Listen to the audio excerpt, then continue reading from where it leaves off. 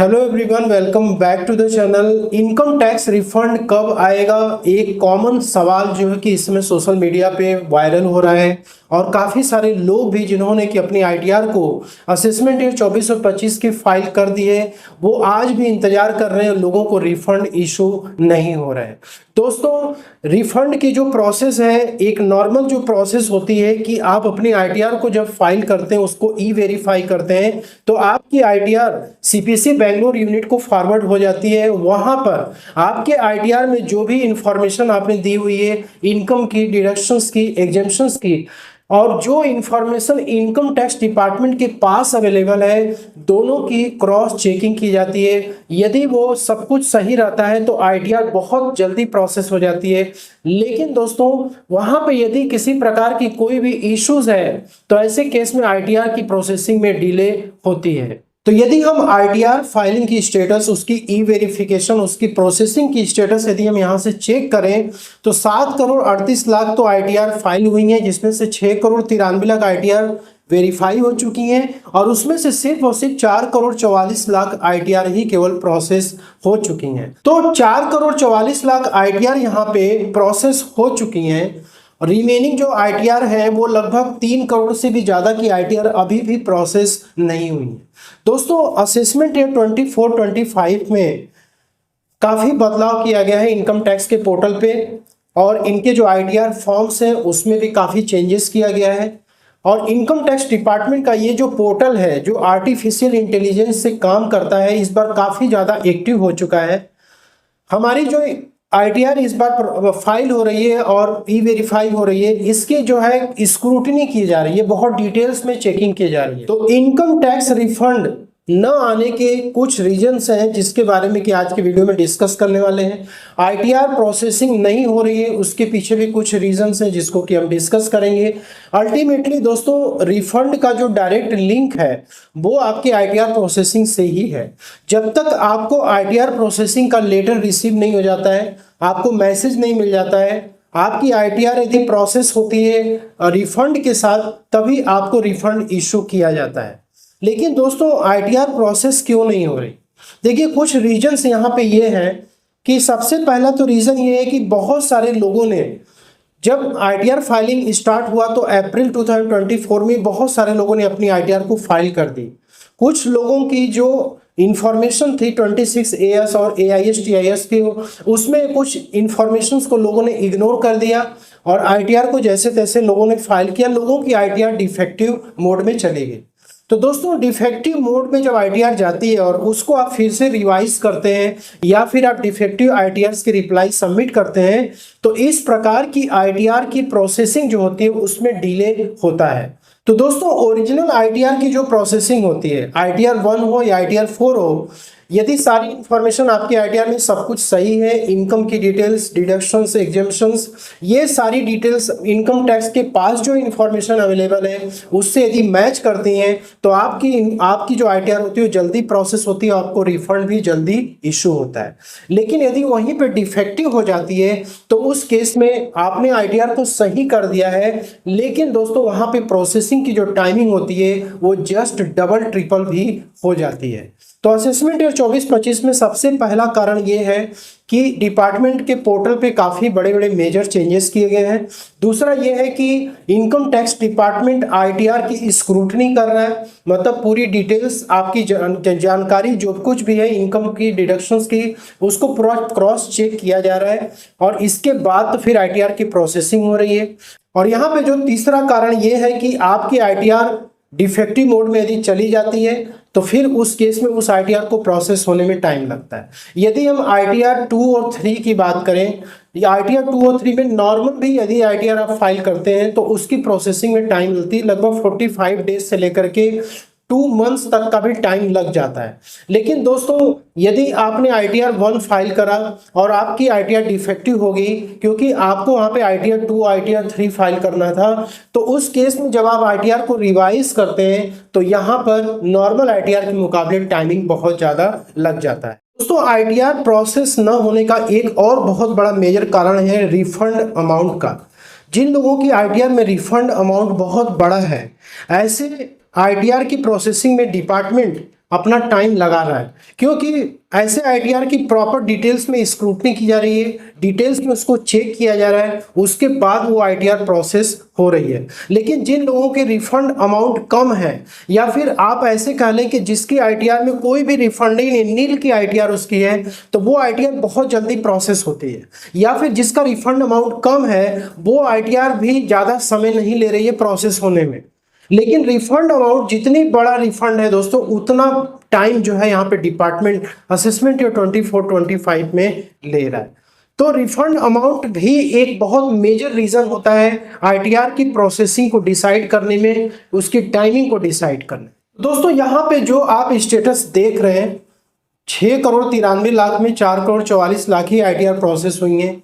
इसके पीछे सबसे बड़ा मेजर रीजन यही है कि असेसमेंट ईयर 24-25 में बहुत सारे लोगों की आईटीआर डिफेक्टिव मोड में गई है, और फिर जब उस आईटीआर को रिवाइज किया गया है तो वो आईटीआर अभी भी अंडर प्रोसेस में पड़ी हुई है।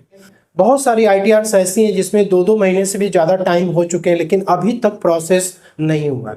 तो दोस्तों आपने यदि सारा काम अपना कर दिया है, ठीक है, तो आप यहाँ पर परेशान हो रहे हैं, घबरा रहे हैं कि हमारी आईटीआर जल्दी प्रोसेस क्यों नहीं हो रही है।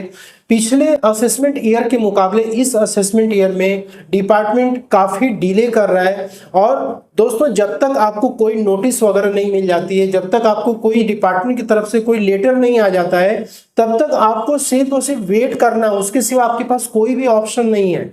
इवन काफ़ी सारे लोग ग्रीवेंस भी रेस कर रहे हैं डिपार्टमेंट की तरफ से। ग्रीवेंस का एक कॉमन रिप्लाई यही आता है दोस्तों कि आईटीआर की प्रोसेसिंग बैच में होती है, और आपने जो भी आईटीआर फाइल करा यदि हमारे बैच में आएगी तो तुरंत प्रोसेस हो जाएगी, आपको रिफंड इशू हो जाएगा।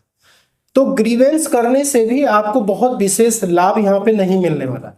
डिपार्टमेंट को जब प्रोसेस करना हो दोस्तों तभी करेगा, और आपको वहाँ पे सिर्फ और सिर्फ वेट करना है। आईटीआर की प्रोसेसिंग कितने समय तक होती है? तो दोस्तों फाइनेंशियल ईयर 23-24 के आईटीआर प्रोसेसिंग की भी एक टाइम लिमिट है। उस टाइम लिमिट तक डिपार्टमेंट को आईटीआर प्रोसेस करना ही है। तो इसका जो असेसमेंट ईयर है वो है 24-25।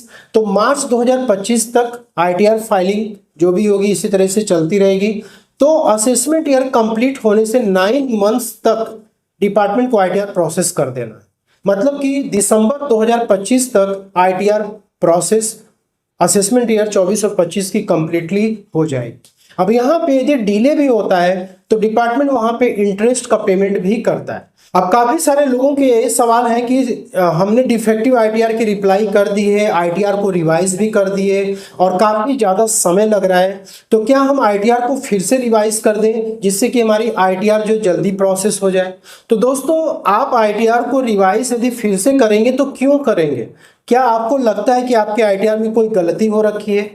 डिपार्टमेंट क्या आपको बता रहा है? यदि डिपार्टमेंट की तरफ से कोई नोटिस यदि आपको आई है कि आपकी आईटीआर डिफेक्टिव हो चुकी थी और आपने रिप्लाई सबमिट किया था लेकिन वो रिप्लाई आपकी गलत है, तो आप अपनी आईटीआर को फिर से रिवाइज कर सकते हैं। लेकिन यदि आपको कोई नोटिस नहीं आई है तो आप अपनी आईटीआर को बार बार इसलिए रिवाइज करेंगे कि आपको जल्दी रिफंड इशू हो जाए। तो दोस्तों इस तरीके का काम आपको बिल्कुल भी नहीं करना है, क्योंकि आप जितनी बार अपनी आईटीआर को रिवाइज करेंगे उतना ज़्यादा आपका टाइम कंज्यूम होगा, उतना ज़्यादा टाइम प्रोसेसिंग में टाइमिंग लगेगा। तो आपने यदि आईटीआर को पूरी तरीके से सब कुछ सही कर दिया है तो आपको वहाँ पे वेट करना है। डिपार्टमेंट जब तक आपको कोई नोटिस वगैरह नहीं देता है डिफेक्टिव आईटीआर की या फिर प्रोसेसिंग की, तब तक आपको कुछ भी छेड़छाड़ नहीं करना है। अब दोस्तों असेसमेंट ईयर 24 और 25 में एक बहुत ही इंटरेस्टिंग फैक्ट निकल करके यहाँ पे ये आ रहा है कि जिन लोगों की आईटीआर डिफेक्टिव हुई थी और लोगों ने उसकी रिप्लाई सबमिट की, आईटीआर को रिवाइज किया था, आईटीआर प्रोसेस हो ही नहीं रही है, लोगों को रिफंड इशू किए जा रहे हैं। दोस्तों यहाँ पे मैं आपको एक एग्जांपल दिखाना चाहूँगा। 24 और 25 में एक आईटीआर यहाँ पे ओरिजिनल आईटीआर देख सकते हैं, आईटीआर 1 फाइल किया गया था और ये आईटीआर डिफेक्टिव मोड में चली जाती है 23 जून को। फिर इसके बाद इस आईटीआर को 29 जून को फिर से रिवाइज किया जाता है और आईटीआर 1 यहाँ पे फाइल किया जाता है। रिवाइज में भी आईटीआर 1 फाइल किया जाता है। हालांकि इस पर्सन के ऊपर ITR 1 एप्लीकेबल नहीं था, ITR 2 एप्लीकेबल था। दोस्तों यहाँ पे 9 जुलाई को ये ITR फिर से रिवाइज होती है और यहाँ पे ITR 2 सबमिट किया जाता है। अब आप देख सकते हैं कि यहाँ पे कोई भी प्रोसेसिंग का आपको स्टेटस नहीं दिख रहा है। अब दोस्तों इस पर्सन के साथ क्या हुआ कि इस पर्सन को 2 दिन पहले एक मैसेज आता है कि आपकी ITR सक्सेसफुली प्रोसेस हो चुकी है और इस पर्सन को रिफंड भी इशू होता है। आप देख सकते हैं नो रिफंड स्टेटस पे जब क्लिक किया गया तो यहाँ पे देख सकते हैं 24 और 25 और यहाँ पर सबमिट रिटर्न पे आप क्लिक करेंगे। यहाँ पे देख सकते हैं रिफंड स्टेटस में अभी देखा कि रिफंड इशू हो चुका है, बैंक में चला गया है। पर्सन को मेल भी आ चुका था कि आपकी ITR प्रोसेस हो चुकी है। दोस्तों रिफंड का अमाउंट भी उनको बता दिया कि आपकी इतनी रिफंड बन रही थी, इतना रिफंड आपको क्रेडिट कर दिया गया। पर्सन ने अपना रिफंड देखा, बहुत ज़्यादा दुखित हुआ क्योंकि उसके इनकम टैक्स के पोर्टल पे जो ITR उन्होंने फाइल करी थी उसके अनुसार उनका रिफंड कहीं बहुत ज़्यादा बन रहा था। लेकिन दोस्तों जब यहाँ पे फाइल स्टेटस में चेक करेंगे तो देख सकते हैं यहाँ पे कौन सी ITR प्रोसेस हुई, यहाँ कोई डिटेल्स ही नहीं है। ठीक है, यहाँ पे देख सकते हैं ITR 1 डिफेक्टिव हो गई थी, ओरिजिनल ITR डिफेक्टिव हो गई थी। जब ये डिफेक्टिव हो गई और इससे रिलेटेड ITR को जब रिवाइज किया गया तो ITR 2 फाइल किया गया। तो यहाँ पे ITR 2 को प्रोसेस होना चाहिए, लेकिन दोस्तों यहाँ प्रोसेसिंग का कोई स्टेटस नहीं है, रिफंड इशू हो जा रहा है। तो इस बार असेसमेंट 24-25 में ITR इनकम टैक्स डिपार्टमेंट बहुत अजीबोगरीब तरीके से प्रोसेस कर रहा है। लोगों को रिफंड पहले इशू कर दे रहा है, ITR की प्रोसेसिंग का स्टेटस यहाँ पे कुछ दिख ही नहीं रहा। तो आपको वेट करना है, यहाँ पर वेट करना है कि जो ITR आपने रिवाइज करी थी वो कब प्रोसेस होती है, उसका रिफंड कब आपको इशू किया जाता है। और दूसरी बात ये है कि बहुत सारे लोगों के अंदर एक मिसअंडरस्टैंडिंग भी है कि लोगों को अपनी ITR फाइल करने नहीं आती है, लेकिन उन्होंने किसी और से ITR फाइल कराया था तो लोगों को ऐसा लग रहा है कि उन्होंने हमारी ITR को गलत फाइल कर दिया जिसकी वजह से हमारा प्रोसेस नहीं हो रहा है। तो दोस्तों इस प्रकार के मिसअंडरस्टैंडिंग को भी आप दूर करें, क्योंकि यदि वो पर्सन गलत यदि किया है तो तुरंत आपको डिफेक्टिव रिटर्न्स की नोटिस रिसीव हो जाएगी। लेकिन यदि सही है और टाइम लग रहा है तो फिर आपको वेट करना है। तो होप कि आपको वीडियो में दी गई जानकारी पसंद आएगी। वीडियो अच्छी लगे तो इसे लाइक शेयर जरूर करिएगा। मिलते हैं नेक्स्ट वीडियो में, तब तक के लिए जय हिंद।